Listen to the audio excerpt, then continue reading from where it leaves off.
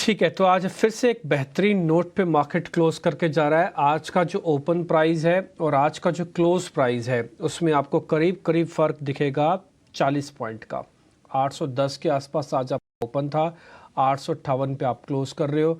तो आज की क्लोजिंग उस लिहाज से ठीक है, ये गैप की क्लोजिंग नहीं है, ये गैप के बाद फिर से चलने की क्लोजिंग है, इसलिए मैं आपको ये सारा पॉइंट नोटिस करा रहा हूँ। इंडिया विक्स अगर आप देखेंगे तो 13.5 पे है, फेयर तो पीछे हट गया लेकिन वॉलेटिलिटी मार्केट की आगे आ गई है।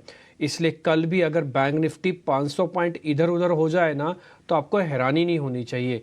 आप ये तर्क भी दे सकते हैं कि देखिए चला हुआ है इसलिए बाजार नीचे गिर रहा है, कल 500 पॉइंट ऊपर और चल सकता है बैंक निफ्टी, फिर तो ये तर्क नहीं देंगे ना आप।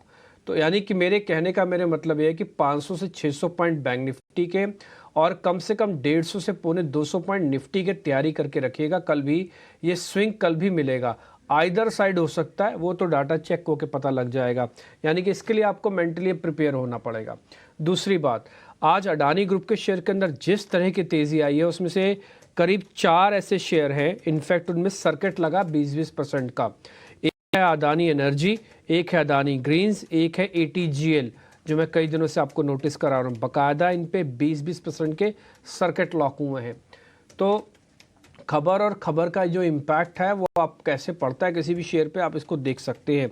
दूसरी इंपॉर्टेंट बात, सिलेक्शन और इम्पॉर्टेंट हो जाएगा अब आपके लिए। अब आप एक तरफा होके ये नहीं कह सकते कि बाजार चल गया था, अडानी के शेयर्स तो नीचे पड़े थे, हमने उन पे पोजीशनिंग कर ली। अब ये शेयर भी चल चुके हैं। अडानी टोटल गैस सिर्फ 4 दिन में ही 300 रुपये से 350 रुपये चला है, आप इसी का अंदाज़ा लगा लीजिए।